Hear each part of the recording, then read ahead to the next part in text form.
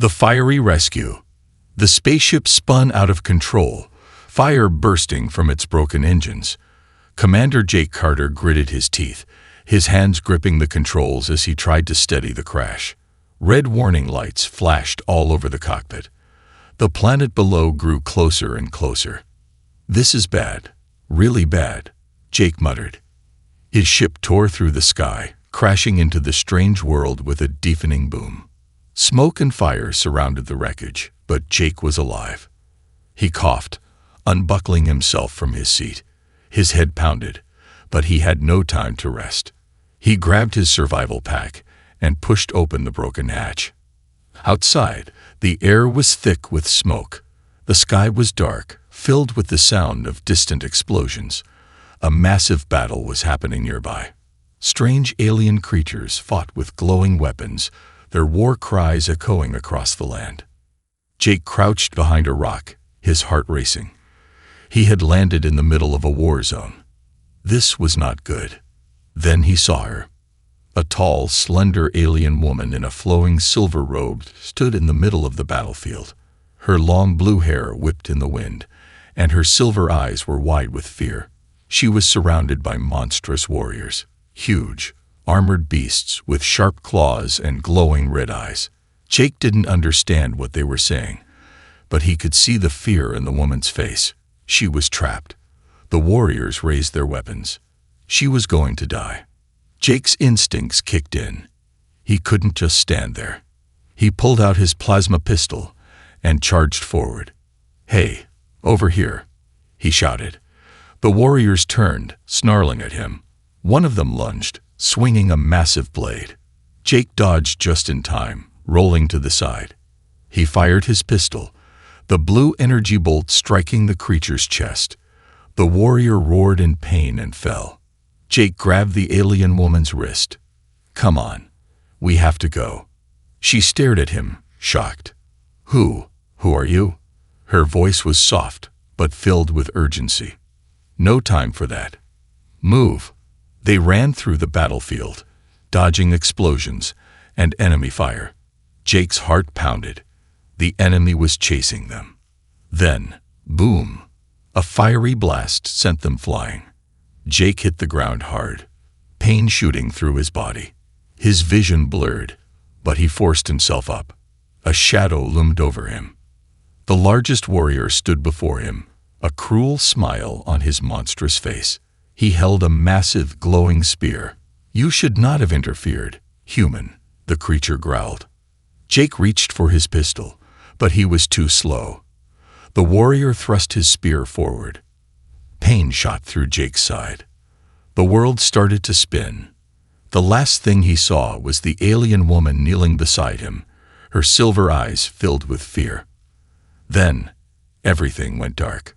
A stranger in an alien world. Pain. That was the first thing Jake Carter felt. A dull, throbbing pain in his side, spreading through his ribs like fire. His head was heavy, his body weak. He tried to move, but his limbs wouldn't listen. Then he became aware of something else. Soft light. The scent of something sweet, like flowers, but unfamiliar. The faint hum of distant voices speaking a language he didn't understand. Jake forced his eyes open. He was no longer on the battlefield. Above him was a high ceiling, carved from smooth, glowing stone. Strange symbols danced across its surface, shifting like liquid. The walls around him pulsed with soft blue light, casting a gentle glow over the room.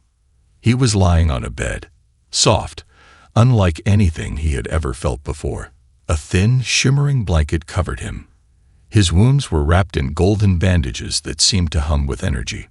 Where was he? A shadow moved near him.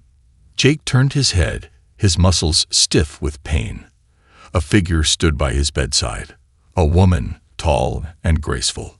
Her silver eyes locked onto his with a mix of curiosity and relief. The alien princess. "You are awake," she said, her voice smooth, almost melodic.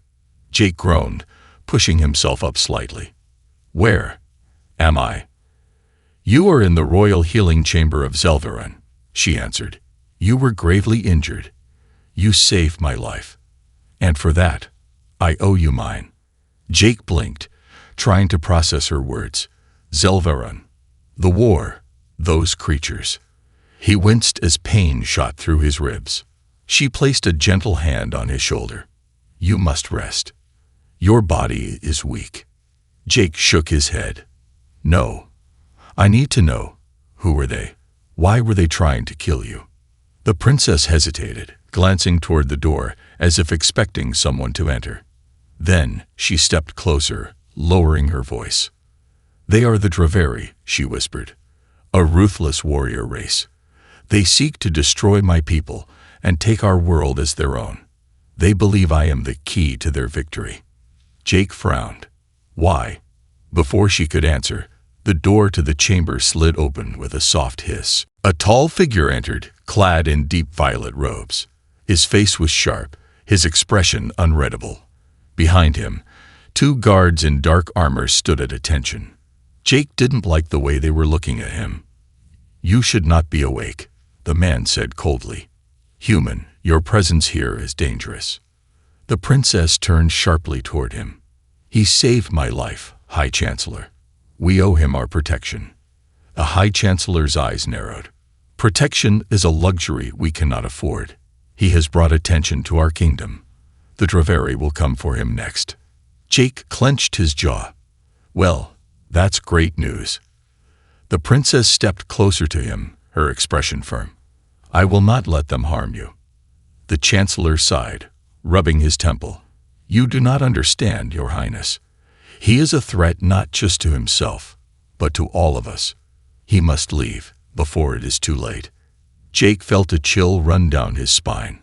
Something was very, very wrong. Before he could say another word, the lights in the chamber flickered. A distant boom echoed through the palace walls. The guards stiffened, their hands flying to their weapons. Then an alarm blared. The princess's eyes widened in fear. They are here. Jake swung his legs off the bed, ignoring the pain in his ribs. He had barely survived one fight. Now he was trapped in an alien kingdom under attack. And this time, there was nowhere to run. Betrayal in the shadows. Jake Carter wasn't new to danger. He had fought in deep space battles, faced death in the vacuum of the unknown, and survived impossible odds. But nothing felt as wrong as this moment. The palace was under attack. Alarms blared through the shimmering halls of the royal house of Zelvaran. Guards rushed in every direction, their weapons glowing as they prepared for battle. Outside, the sky flashed with explosions. The distant roars of monstrous invaders echoed through the city. But Jake knew something wasn't right. This attack, it came too fast. Too precisely, almost as if someone had let them in. The princess, Luraya, gripped his arm. Come with me. We must get to the escape chamber. But Jake hesitated. His instincts screamed at him. He glanced at the High Chancellor, whose face was unreadable. The guards flanking him stood stiffly, too still, as if waiting for something. Jake narrowed his eyes. How did they get past the city defenses so quickly? Luraya's breath caught. What are you saying? He looked around.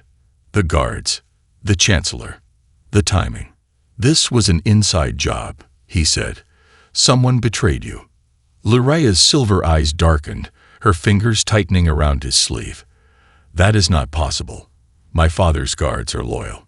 Jake exhaled sharply. I wouldn't be so sure. At that moment, the palace doors burst open. A group of bravery warriors stormed in, huge, armored beasts, their red eyes gleaming under their helmets. The guards turned, raising their weapons. But then, something shocking happened. Half of the guards didn't fire. Instead, they stepped aside.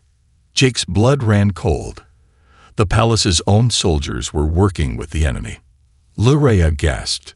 No, this cannot be. The High Chancellor did not look surprised. Jake saw the realization dawn in Luraya's eyes. Her body stiffened, her hands curling into fists. You? Her voice shook. You betrayed us. The Chancellor didn't deny it. He simply sighed. "Princess," he said smoothly, "this war has already been lost. Your father's rule is at an end. Surrender now, and we can avoid unnecessary bloodshed." Luraya's voice was sharp as a blade. "You swore loyalty to my family." The Chancellor's expression was cold. "Your father's dream of peace is foolish. The Dravari do not want peace. They want dominance, and your survival is the only thing standing in their way." Jake clenched his fists. Now he understood. The Dravari didn't just want to conquer Zelvaran. They'd wanted the princess dead. And the Chancellor, he was going to let them do it. One of the Dravari warriors stepped forward, raising a massive energy spear. "Hand over the human," he growled. "And the girl." Luraya took a step back. Her breath was ragged. Jake's mind raced. He needed to act. Fast. He glanced at the guards who were still loyal, the ones who had raised their weapons. They were outnumbered, but not defenseless. His pulse pounded. He had one chance. Without hesitation, Jake lunged. He grabbed the nearest weapon, a fallen guard's plasma blade, and swung hard. The Dravari warrior roared as the blade sliced through his armor, sending him crashing to the ground. The palace erupted into chaos.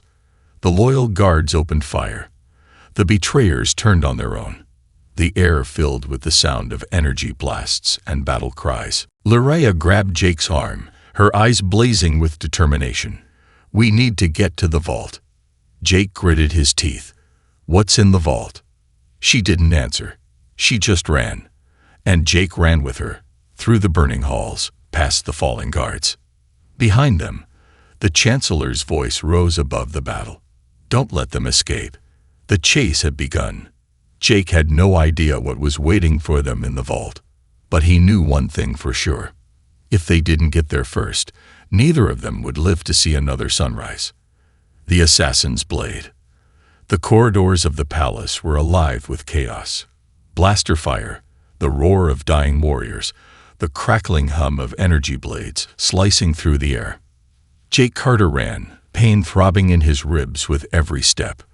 Luraya was just ahead of him, her silver robe flowing behind her as she led the way through the burning halls. The vault. That was their only chance. Behind them, the sounds of betrayal still echoed. The High Chancellor's forces were hunting them, working with the enemy. Jake clenched his teeth. He had survived countless battles. But this was something else.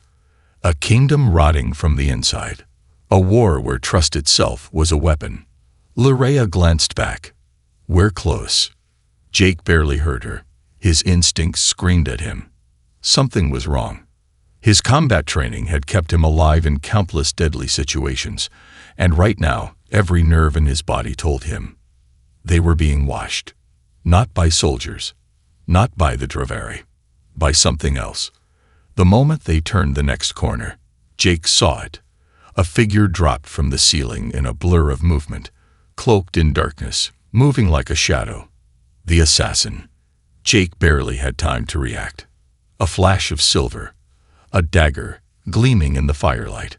It came straight for his throat. Jake ducked just in time. The blade whistled past his ear, close enough that he felt the cold wind of its deadly arc. Then, pain. Not deep, not lethal, but sharp. A burning cut across his shoulder. The assassin landed gracefully, barely making a sound. Their movements were too fast, too precise. This was no ordinary killer. Luraya gasped. "No, it's you." Jake's vision blurred for a second from the pain. He clenched his jaw, forcing himself to focus. He had fought skilled enemies before, but this one was different. The assassin wore a sleek, armored bodysuit, jet black, absorbing the light around them. A thin energy visor covered their face, pulsing faintly. The way they stood, perfect balance, calculated, deadly. Jake could tell. This wasn't just an assassin. This was a professional. The blade in their hand was curved and almost elegant, but the way they held it, it wasn't for show. Jake shifted his stance, his instincts kicking in. They were going to attack again. Luraya took a step forward. "Wait," she called out. "Why are you doing this? You swore an oath to my family." The assassin didn't respond, but Jake caught the slight hesitation in their movement. They knew Luraya. Jake's mind worked fast. A traitor in the palace. An assassin who hesitated. A war that made no sense. Something much bigger was happening here. The assassin lunged. Jake reacted on instinct, blocking with his forearm and twisting his body to the side. The dagger scraped against his armor, sparks flying. He countered, striking fast, aiming for their ribs. But the assassin was faster. They flipped backward, landing without a sound. Jake's breathing was heavy. This fight wasn't going to end easily. Then, the assassin spoke. "You need to leave, human," they said, their voice distorted by the mask. "You don't belong in this war." Jake narrowed his eyes. "Yeah, well, your war tried to kill me first." The assassin's grip on the dagger tightened. "You are in danger, more than you understand." Luraya stepped forward. "Tell me why," she demanded. "Tell me who sent you." The assassin hesitated again. A crack in the armor. Jake saw it. Whoever they were, they didn't want to kill her. But before they could speak, a loud explosion shook the palace. The walls trembled. A section of the ceiling collapsed, throwing dust and debris into the air. For a moment, everything was chaos. And in that moment, the assassin vanished. Jake coughed, pushing himself up from the rubble. He scanned the shadows, his pulse racing. But the assassin was gone. Luraya looked at him, her face pale. "They could have killed us," she whispered. Jake nodded. "Yeah, but they didn't." He clenched his fists. His mind was spinning with questions. This wasn't just about war anymore. This was about secrets, betrayal. And whoever that assassin was, they knew something Jake and Luraya didn't. The truth revealed. Silence. The assassin was gone. The dust from the collapsed ceiling still hung in the air, swirling like ghosts. The only sound was Jake's own heartbeat, pounding in his ears. He turned to Luraya. Her silver eyes were wide, her face pale. She wasn't just shaken, she was afraid. Jake wiped the blood from his cut shoulder, exhaling sharply. "Okay," he said, breaking the silence. "Start talking." Luraya swallowed hard. "About what?" Jake gave her a look. "Don't play dumb. That assassin. You knew them." She hesitated, just for a second. But Jake saw it. "Who were they?" He pushed. Luraya turned away. "Now is not the time." Jake grabbed her wrist, stopping her. "Now is exactly the time." His voice was firm, but not unkind. "The bravery are after you. Your own people are betraying you. And now, an assassin who was supposed to kill us let us go." He locked eyes with her. "What aren't you telling me?" Luraya's breath was unsteady. Then, finally, she spoke. "That assassin." She looked at the floor. "They were once my protector." Jake's chest tightened. "You're what?" Luraya closed her eyes. "Before the war, before all of this, my father had a secret order of warriors. They were trained from birth to protect the royal family at all costs. Silent, deadly, completely loyal." She took a shaky breath. "That assassin, they were one of them." Jake frowned. "Were?" She nodded. "Something changed. My father disbanded the order years ago, saying they had become too dangerous. Some left, some vanished, and some turned against us." Jake ran a hand through his hair. "Great. So now we have elite killers hunting us. Fantastic." Luraya shook her head. "No, that's what doesn't make sense."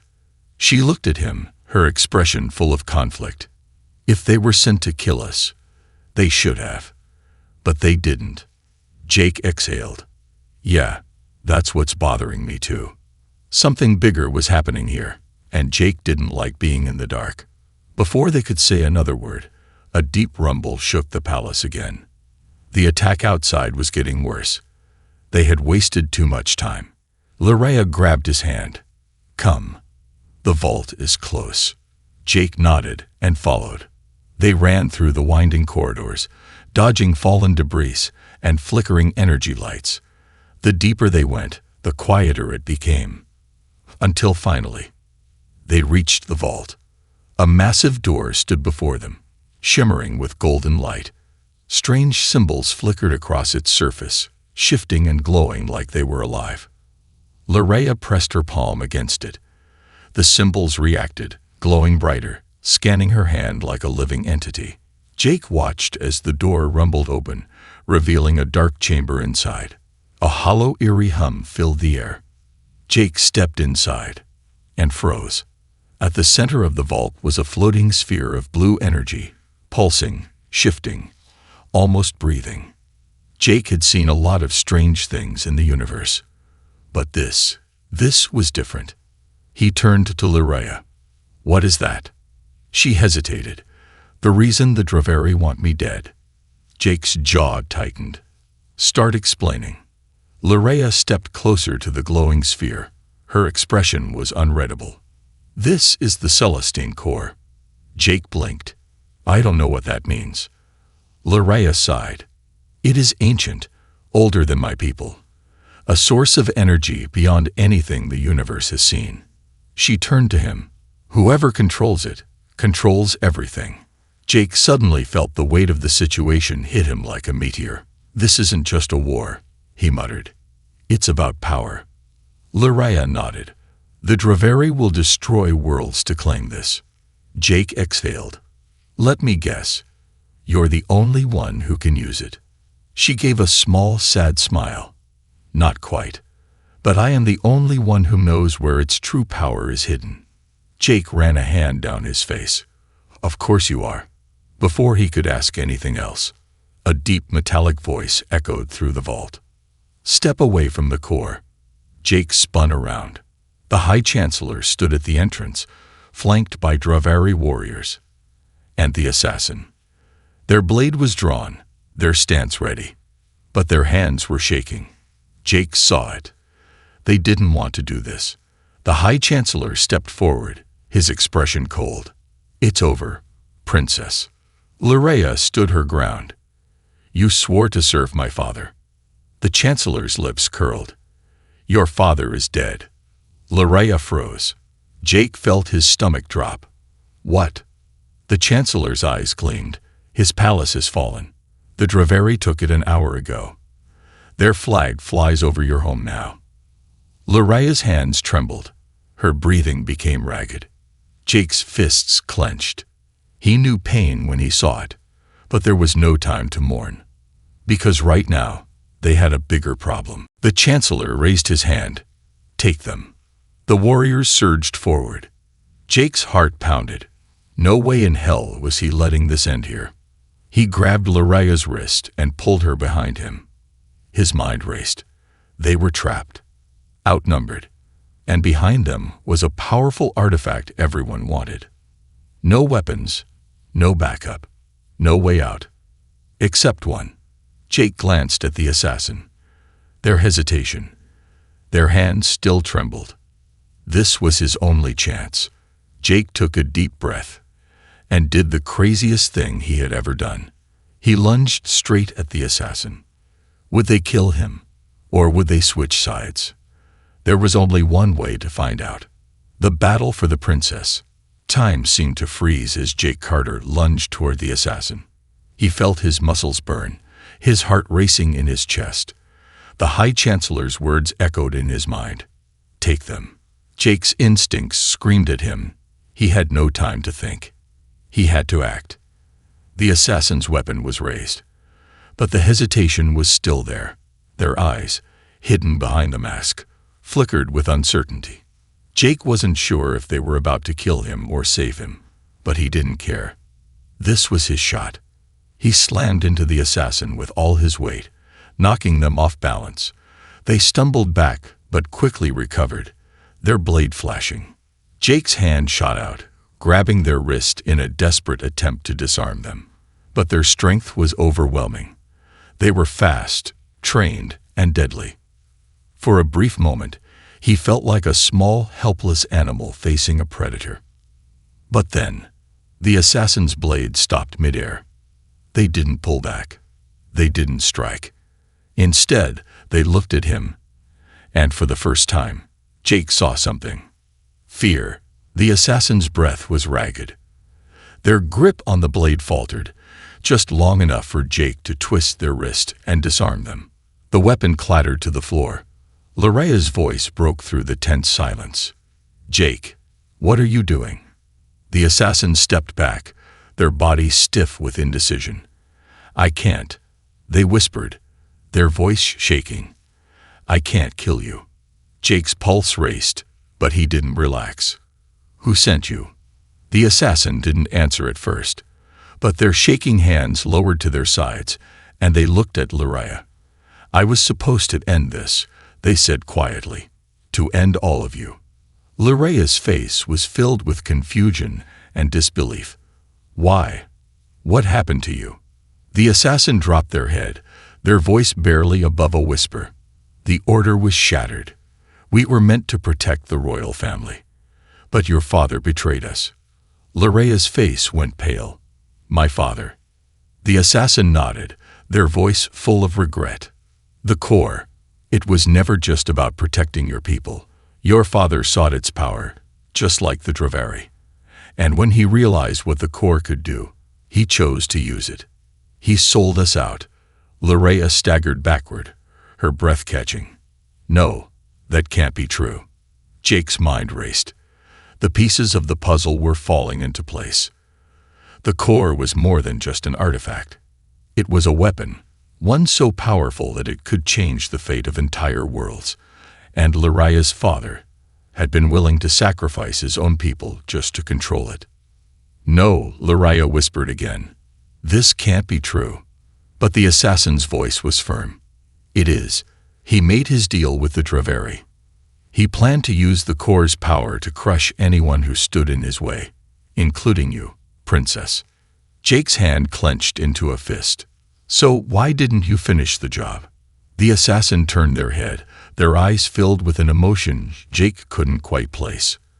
"I was loyal, until I saw what your father was really doing. And when I saw you, I couldn't do it." Laraya took a step forward, her voice trembling. You could have told me. Why didn't you warn me?" The assassin shook their head. "I couldn't. If the bravery found out, they would have killed me. Or worse, they would have used me against you. So I did the only thing I could do. I became your enemy, to protect you from the truth." Jake's jaw tightened. Betrayal. It was everywhere. The bravery, the High Chancellor, the princess's own father. And now, they were trapped in a vault with no way out. The bravery were closing in. Jake's mind snapped back to the present. They had no more time for questions, no more time to talk. The bravery warriors were at the vault's entrance. He could hear their heavy footsteps, their voices growing louder. "We need to leave. Now." Jake turned to Laraya and the assassin. "If we don't get out of here, we're all dead." The assassin, surprisingly, didn't hesitate. They stepped to the side, retrieving their weapon from the floor. "I'll cover you. But the way out is through the main hall. It's the only safe route." Jake raised an eyebrow. "You know the way out." The assassin's gaze was cold, almost unreadable. "I was part of the palace's elite order for years. I know every corner of this place." Laraya hesitated but then nodded, steeling herself. "We have to try." Jake could feel the tension thickening in the air as the sounds of the bravery drew nearer. They had no choice. They couldn't stay here. Not with the core still inside the vault, pulsing like a ticking time bomb. With no other options, they moved as one. Jake leading, the assassin behind them, and Laraya following. They rushed through the halls, dodging fire and the shouts of the enemy. Every corner they turned, every step they took, brought them closer to the exit, and closer to danger. But as they neared the doors to the royal chambers, they'd found themselves cornered. The bravery had arrived. "Stop," One of them shouted, "The princess is ours." Jake didn't hesitate.